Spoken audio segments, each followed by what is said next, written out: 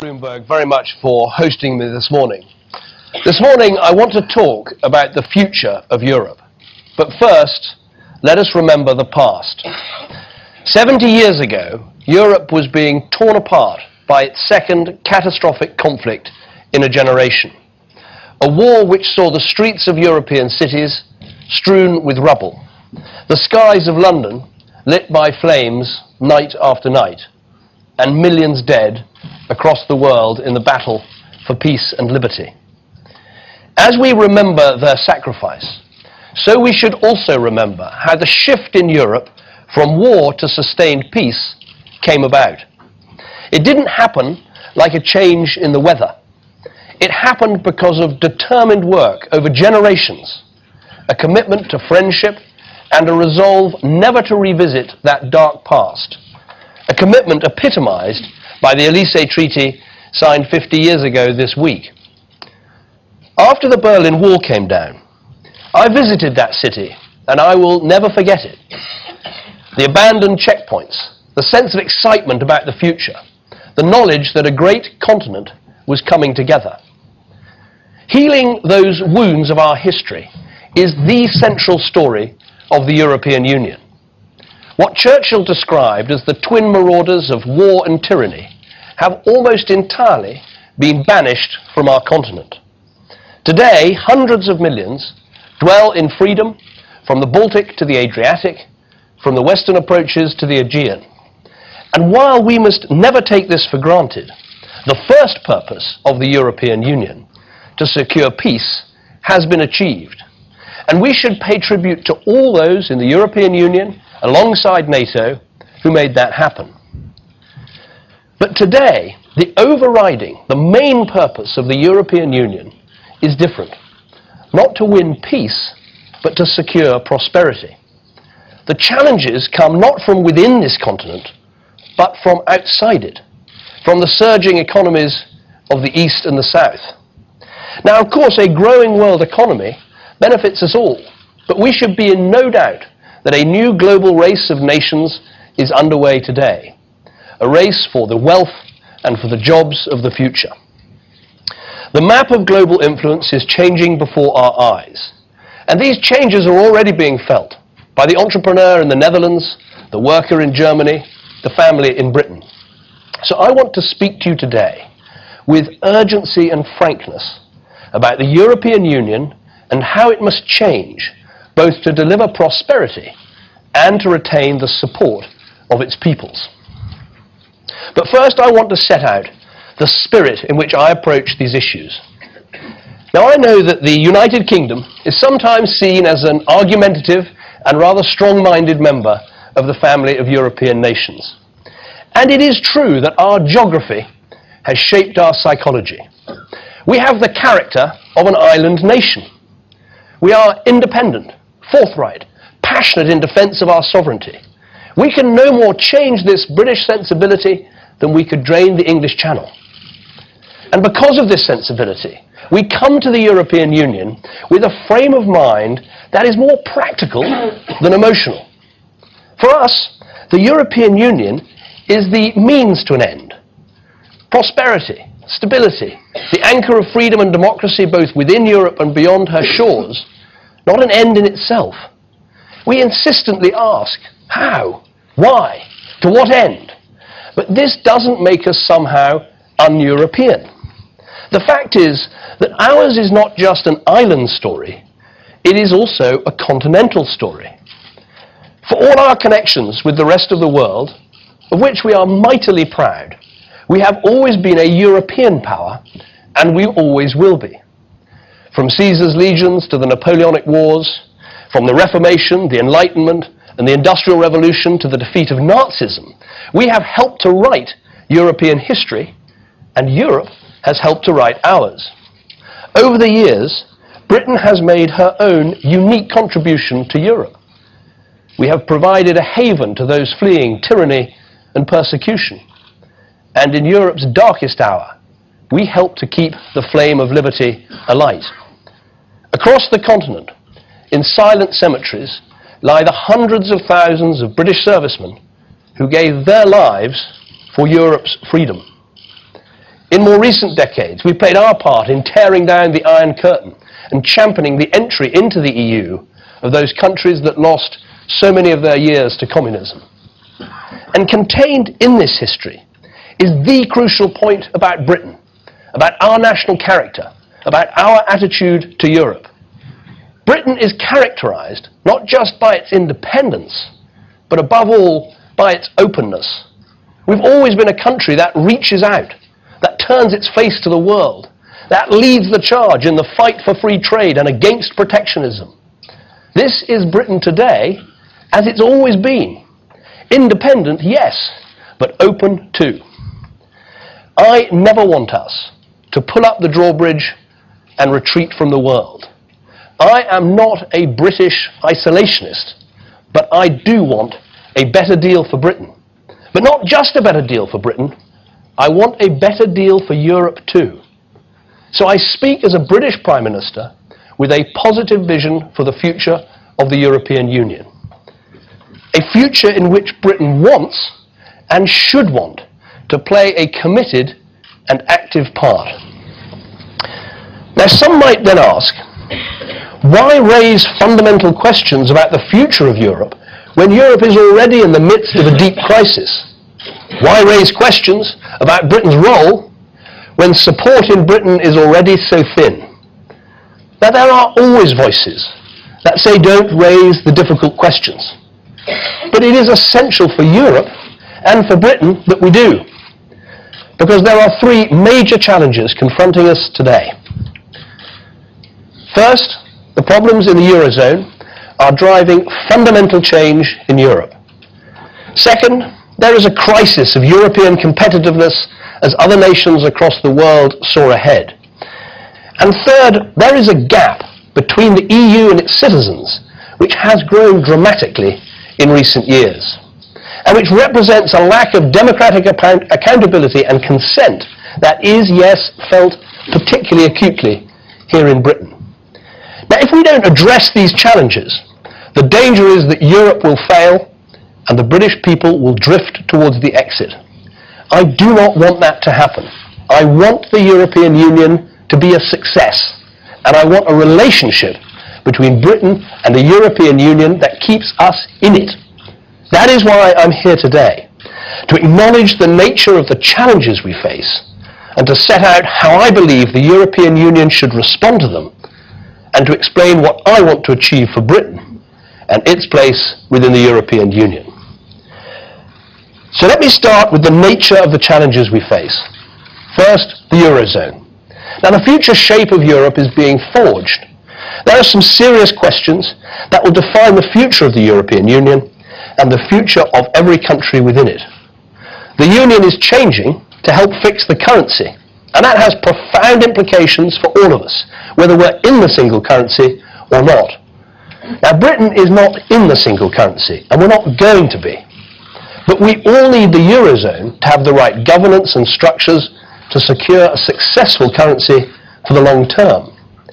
And those of us outside the Eurozone also need certain safeguards to ensure that, for example, our access to the single market is not in any way compromised. And it is right that we begin to discuss those issues now. Second, while there are some countries within the EU that are doing pretty well, taken as a whole, Europe's share of world output is projected to fall by almost a third in the next 2 decades. This is the competitiveness challenge, and much of our weakness in meeting it is frankly self-inflicted. Complex rules which restrict our labour markets are not some naturally occurring phenomenon, just as excessive regulation is not some external plague that's been visited on our businesses. These problems have been around for too long, and progress in dealing with them has been far too slow.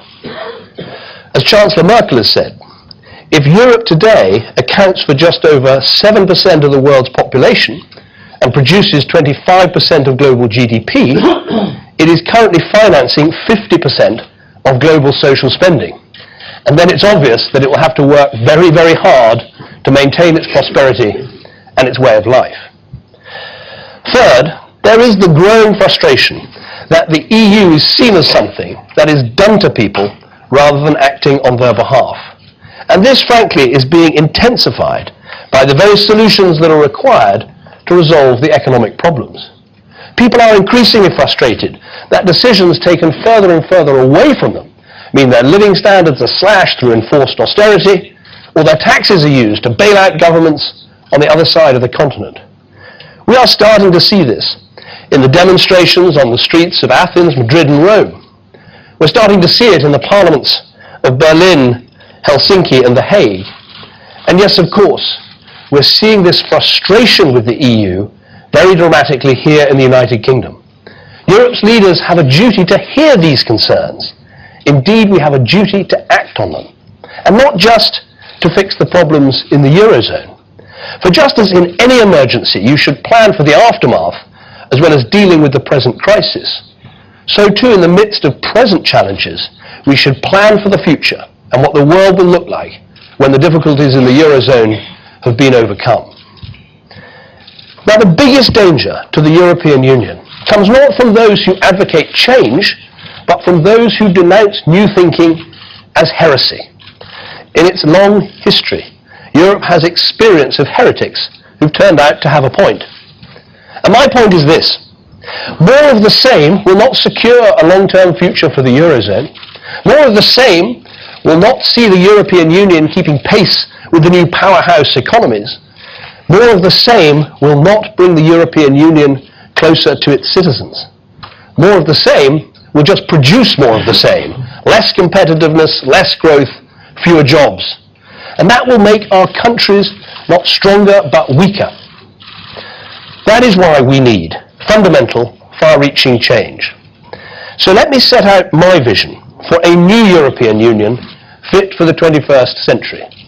It is built on 5 principles, and the first is competitiveness. At the core of the European Union must be, as it is now, the single market. Britain is at the heart of that single market and must remain so. But when the single market remains incomplete in services, in energy, in digital, the very sectors that are actually the engines of the modern economy, it is only half the success that it could be. It is nonsense that people shopping online in some parts of Europe are unable to access the best deals simply because of where they live. So I want completing the single market to be our driving mission. I want us to be at the forefront also of the transformative trade deals with the US, Japan, India, as part of the drive towards global free trade. And I want us to be pushing to exempt Europe's smallest entrepreneurial companies from more EU directives. These should be the officials. These should be the tasks that get European officials up in the morning and keep them working late into the night. And so we urgently need to address the sclerotic, ineffective decision-making that is holding us back. That means creating a leaner, less bureaucratic union, relentlessly focused on helping its member countries to compete. In the global race, can we really justify the huge number of excessive, expensive, peripheral European institutions? Can we justify a commission that gets ever larger? Can we carry on with an organisation that has a multi-billion-pound budget, but not nearly enough focus on controlling spending and shutting down programmes that haven't worked? And I would ask this: when the competitiveness of the single market is so important, why is there then an Environment Council, a Transport Council, an Education Council, but not a Single Market Council? Now, the second principle should be flexibility. We need a structure that can accommodate the diversity of the EU's members: north, south, east, west, large, small, old and new, some of whom are contemplating much closer economic and political integration, and many others, including Britain, who would never embrace that goal. Now, I accept, of course, that for the single market to function, we need a common set of rules and a way of enforcing them. But we also need to be able to respond quickly to the latest developments and trends. Competitiveness demands flexibility, choice and openness, or Europe will fetch up in a no man's land between the rising economies of Asia and the market-driven North America.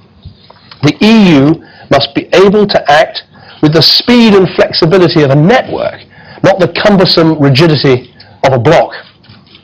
we must not be weighed down by an insistence on a one-size-fits-all approach, which implies that all countries want the same level of integration. The fact is they don't, and we shouldn't assert that they do. Now, some will claim that this offends a central tenet of the EU's founding philosophy. I would say it merely reflects the reality of the European Union today. 17 members are part of the Eurozone, 10 are not. 26 European countries are members of Schengen, including 4 that are outside the European Union: Switzerland, Norway, Liechtenstein and Iceland. 2 EU countries, Britain and Ireland, have retained their border controls. Some members, like France and Britain, are ready, willing and able to take action in Libya or Mali. Others are uncomfortable with the use of military force.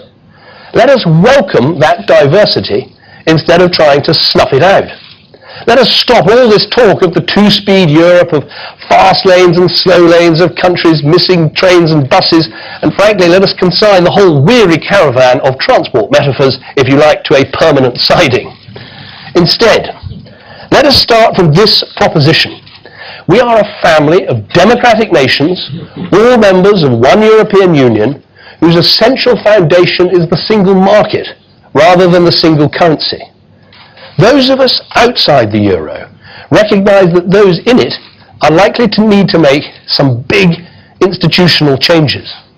And by the same token, the members of the Eurozone should accept that we, and indeed all member states, will have changes that we need to safeguard our interests and to strengthen our democratic legitimacy. And we should be able to make those changes too. Now, some will say this will unravel the principle of the EU, and that you can't pick and choose the basis of what your nation needs.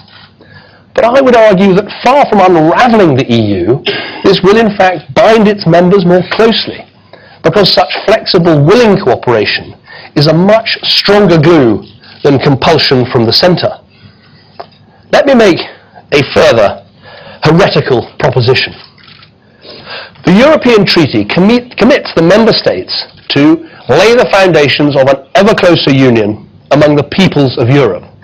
Now, this has been consistently interpreted as applying not to the peoples, but rather to the states and institutions. And it's been compounded by a European Court of Justice that has consistently supported greater centralization. Now, we understand and respect the right of others to maintain their commitment to this goal. But for Britain, and perhaps for others, it is not the objective. And we would be much more comfortable if the treaty specifically said so, freeing those who want to go further, faster to do so, without being held back by the others. So to those who say, we have no vision for Europe, I say we have. We believe in a flexible union of free member states who share treaties and institutions and pursue together the ideal of cooperation, to represent and promote the values of European civilization in the world, to advance our shared interests by using our collective power to open markets, and to build a strong economic base across the whole of Europe. And we believe in our nations working together to protect the security and diversity of our energy supplies, to tackle climate change and global poverty, to work together against terrorism and organized crime, and to continue to welcome new countries into the European Union. This vision of flexibility and cooperation is not the same as those who want to build an ever closer political union, but it is just as valid. My third principle is that power must be able to flow back to member states, not just away from them. This was promised by European leaders at Laeken a decade ago. It was put in the treaty, but it has never been properly fulfilled. We need to implement this principle properly. So let us use this moment, as the Dutch Prime Minister has recently suggested, to examine thoroughly what the EU as a whole should do and what it should stop doing. Now, in Britain, we've already launched our Balance of Competences review to give us an informed and objective analysis of where the EU helps and where it hampers. And let us not be misled by the fallacy that a deep and workable single market requires everything to be harmonized to hanker after some unattainable and infinitely level playing field. Countries are different. They make different choices. We cannot harmonise everything. For example, it is neither right nor necessary to claim that the integrity of the single market, or indeed full membership of the European Union, requires the working hours of British hospital doctors to be set in Brussels, irrespective of the views of British parliamentarians or practitioners. In the same way, we need to examine whether the balance is right in so many areas where the European Union has legislated, including on the environment, social affairs and crime. Nothing should be off the table. My fourth principle is democratic accountability. We need to have a bigger and more significant role for national parliaments. There is not, in my view, a European demos. It is national parliaments which are and will remain the true source of real democratic legitimacy and accountability in the European Union. It is to the Bundestag that Angela Merkel has to answer. It's through the Greek Parliament that Antonis Samaras has to pass his government's austerity measures. And it's to the British Parliament that I must account on the EU budget negotiations, on the safeguarding our place in the single market. Those are the parliaments which instill proper respect, even fear, into national leaders. And we need to recognise that properly in the way that the EU does business. My fifth principle is fairness. Whatever new arrangements are enacted for the Eurozone, they must work fairly for those countries inside it or outside it. That will be of particular importance to Britain. Now, as I've said, we are not going to join the single currency. But there is no overwhelming economic reason why the single currency and the single market should share the same boundary, any more than the single market and Schengen. Our participation in the single market and our ability to help set its rules is the principal reason for our membership of the European Union. So it is of vital interest for us to protect the integrity and fairness of the single market for all of its members. And that is why Britain has been so concerned to promote and defend the single market as the Eurozone crisis starts to rewrite the rules on fiscal coordination and banking union. So these 5 principles provide what I believe is the right approach for the European Union. So now let me turn to what this means for Britain. Today, public disillusionment with the EU is at an all-time high. And there are several reasons for this. People feel that the EU is heading in a direction that they never signed up to. They resent the interference in our national life by what they see as unnecessary rules and regulation. They wonder what the point of it all is. Put simply, many ask, why can't we simply have what we voted to join, a common market? They are angered by some legal judgments made in Europe that impact on life in Britain. Now, of course, some of this antipathy about Europe in general really relates, of course, to the European Court of Human Rights rather than the EU. And Britain is leading European efforts to deal with this. And there is indeed much, much more that needs to be done on this front. But people also feel that the EU is now heading for a level of political integration that is far outside Britain's comfort zone. They see treaty after treaty changing the balance between member states and the EU, and they note they were never given a say. They've had referendums promised, but not delivered. They see what's happened to the euro, and they note that many of our political and business leaders urged Britain to join at the time, and they haven't noticed many expressions of contrition. And they look at the steps that the Eurozone is taking, and they wonder what deeper integration for the Eurozone will mean for a country which is not going to join the euro. The result is that democratic consent for the EU in Britain is now wafer thin. Some people say that pointing this out is irresponsible, that it creates uncertainty for business and puts a question mark over Britain's place in the European Union. But the question mark is already there. Ignoring it is not going to make it go away. In fact, I would argue quite the reverse. Those who refuse to contemplate consulting the British people would, in my view, make our exit more likely. Simply asking the British people to carry on accepting a European settlement over which they've had little choice is a path to ensuring that when the question is finally put, and at some stage it will have to be, it is much more likely that the British people will reject the European Union. That is why I am in favour of having a referendum. I believe in confronting this issue, shaping it, leading the debate, not simply hoping that a difficult situation will go away. Now, some argue that the solution is therefore to hold a straight in-out referendum now. Now, I understand the impatience of wanting to make that choice immediately, but I don't believe that to make a decision at this moment is the right way forward, either for Britain or for Europe as a whole. A vote today between the status quo and leaving would be an entirely false choice. Now, while the EU is in flux, and when we don't know what the future holds and what sort of EU will emerge from this crisis, is not the time to make such a momentous decision about the future of our country. It is wrong to ask people whether to stay or go before we've had a chance to put the relationship right. How can we sensibly answer the question in or out without being able to answer the most basic question? What is it exactly that we're choosing to be in or out of? The European Union that emerges from the Eurozone crisis is going to be a very different body. It will be transformed perhaps beyond recognition by the measures needed to save the Eurozone. We need to allow some time for that to happen and help shape the future of the European Union. So when the choice comes, it will be a real one. A real choice between leaving or being part of a new settlement in which Britain shapes and respects the rules of the single market, but is protected by fair safeguards and free of the spurious regulation that damages Europe's competitiveness.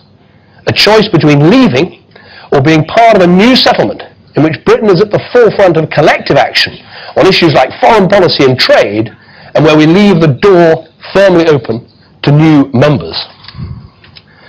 A new settlement subject to the democratic legitimacy and accountability of national parliaments, where member states combine in flexible cooperation, respecting national differences and not always trying to eliminate them, and in which we have proved that some powers can in fact be returned to member states.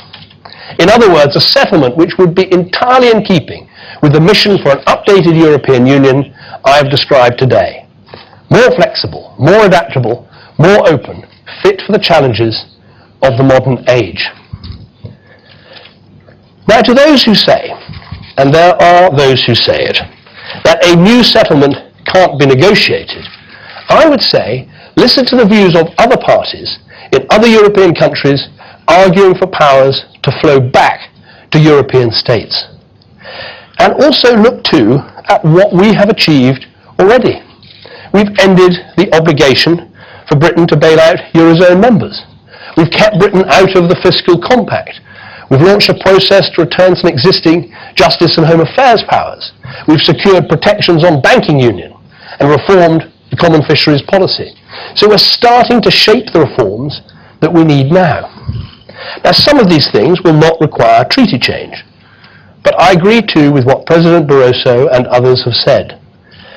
At some stage in the next few years, the EU will need to agree on treaty change to make the changes needed for the long-term future of the euro, and to entrench the diverse, competitive, democratically accountable Europe that we seek. Now, I believe the best way to do this will be in a new treaty. So today I add my voice to those who are already calling for this. Now, my strong preference is to enact these changes for the entire European Union, not just for Britain. But if there is no appetite for a new treaty for us, and if there is no appetite for a new treaty for us or for us all, then of course Britain would be ready to address the changes we need in a negotiation with our European partners. So the next Conservative manifesto in 2015 will ask for a mandate from the British people for a Conservative government to negotiate a new settlement with our European partners in the next Parliament. It will be a relationship with the single market at its heart. And when we have negotiated that new settlement, we will give the British people a referendum with a very simple in or out choice, to stay in the European Union on these new terms or to come out altogether. It will be an in-out referendum. Legislation will be drafted before the next election, and if a Conservative government is elected, we will introduce the enabling legislation immediately and pass it by the end of that year, and we will complete this negotiation and hold this referendum within the first half of the next Parliament. It is time for the British people to have their say. It is time for us to settle this question about Britain and Europe. Now, I say to the British people, this will be your decision. And when the choice comes, you will have an important choice to make about our country's destiny. Now, I understand the appeal of going it alone, of charting our own course. But it will be a decision we will have to take with cool heads. Proponents on both sides of the argument will need to avoid exaggerating their claims. Of course, Britain could make her own way in the world, outside the EU if we chose to do so. So could any other member state. But the question we'll have to ask ourselves is this: is that the very best future for our country? We will have to weigh carefully where our true national interest lies. Alone, we would be free to take our own decisions, just as we would be freed of our solemn obligation to defend our allies if we left NATO. But we don't leave NATO because it's in our national interest to stay and to benefit from its collective defence guarantee. We have more power and influence, whether implementing sanctions against Iran or Syria, or promoting democracy in Burma, if we can act together. If we leave the EU, we cannot, of course, leave Europe. It will remain for many years our biggest market, and forever our geographical neighbourhood. We're tied by a complex web of legal commitments. Hundreds of thousands of British people now take for granted their right to work, to live and to retire in any other EU country. Even if we pulled out completely, decisions made in the EU would continue to have a profound effect on our country. But we would have lost all our remaining vetoes and our voice in those decisions. We would need to weigh up very carefully the consequences of no longer being inside the EU and its single market as a full member. Continued access to the single market is, as I've said, absolutely vital for British business and for British jobs. Since 2004, Britain has been the destination for 1 in 5 of all inward investments into Europe. And being part of the single market has been absolutely key to that achievement. Now, there will be plenty of time to test all the arguments thoroughly in favour and against the arrangement that we negotiate. But let me just deal with one point that we hear a lot about. There are some who suggest we could turn ourselves into Norway or Switzerland with access to the single market, but outside the EU. But would that really be in our best national interests? I admire those countries, and they're friends of ours, but they are very different to us. Norway sits on the biggest energy reserves in Europe and has a sovereign wealth fund of over 500 billion euros. And while Norway is part of the single market and pays for the principle, it has no say at all in setting its rules. It just has to implement its directives. The Swiss, they have to negotiate access to the single market sector by sector, accepting EU rules over which they have no say, or else not getting full access to the single market, including in key sectors like financial services. The fact is, if you join an organisation like the European Union, there are rules. You'll not always get what you want, but that doesn't mean that we should leave, not if the benefits of staying and working together are greater. We would also have to think carefully too about the impact on our influence at the top table of international affairs. There's no doubt that we're more powerful in Washington, in Beijing, in Delhi, because we're a powerful player inside the European Union. That matters for British jobs, for British influence, for British security. It matters to our ability to get things done in the world. It matters to the United States and other friends around the world, which is why many tell us very clearly that they want Britain to remain in the European Union. So we should think very carefully before giving that position up. If we left the European Union, it would be a one-way ticket, not a return. So we will have time for a proper, reasoned debate. And at the end of that debate, you, the British people, will decide. And I say to our European partners, frustrated as some of them no doubt are by Britain's attitude, work with us on this. Consider the extraordinary steps which the Eurozone members are taking to keep the euro together, steps which a year ago would have seemed impossible.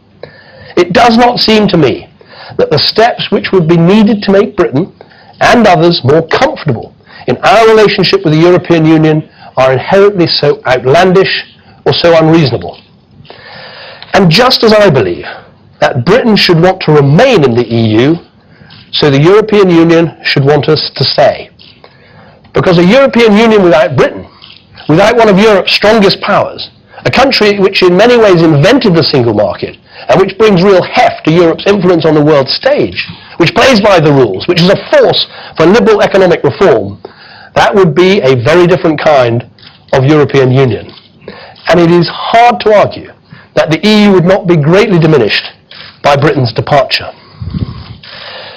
Let me finish today by saying this.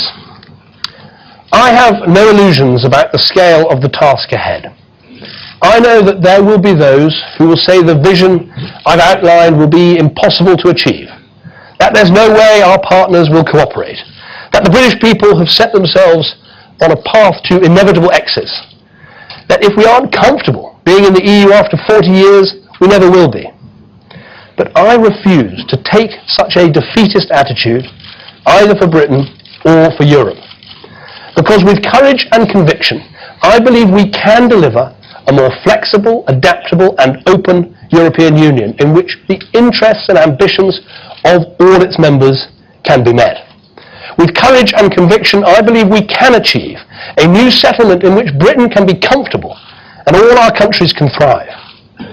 And when that referendum comes, let me say now that if we can negotiate such an arrangement, I will campaign for it with all my heart and all my soul.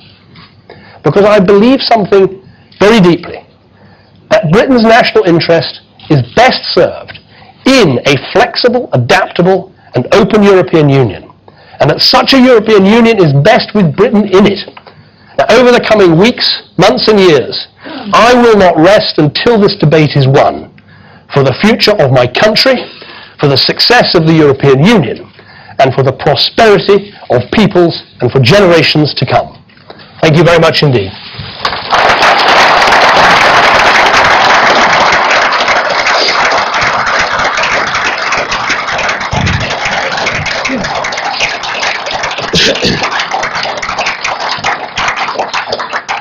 Now, before going to the importance of my own national parliament, which does instill respect and sometimes even fear, as I said, we've got time for a few questions. First, Adam Bolton. Prime Minister, how did the leader who said he didn't want to spend his time banging on about Europe end up here? What signals have you had from your European colleagues suggesting they're favourable to this renegotiation? And could you be more specific on the areas you're trying to renegotiate on? Okay. Well, first of all, there's been a very big change in Europe, as I argue in my speech. The single currency has been driving a huge process of change. Someone who will remain nameless said to me when I became Prime Minister, well, one thing you won't have to worry about is treaty changes. We've already had 2 that we've accepted and 1 that we've rejected, and I've only been Prime Minister for 2.5 years. So this debate is happening now. This change in Europe is happening now. The question is, are politicians in Britain going to stick their head in the sand and just let this debate happen, or are we going to get out there, lead it, shape it, and win for Britain in our national interest? What I've set out today is a programme to ensure Britain's national interest, to reset our relationship with Europe, put that to the British people in a referendum. It is an active, forward-leaning plan that is good for Britain, and the alternative, I think, is to let events shape us, and I'm not content to let that happen. In terms of conversations with European partners, I've had a number of conversations in recent days and recent weeks.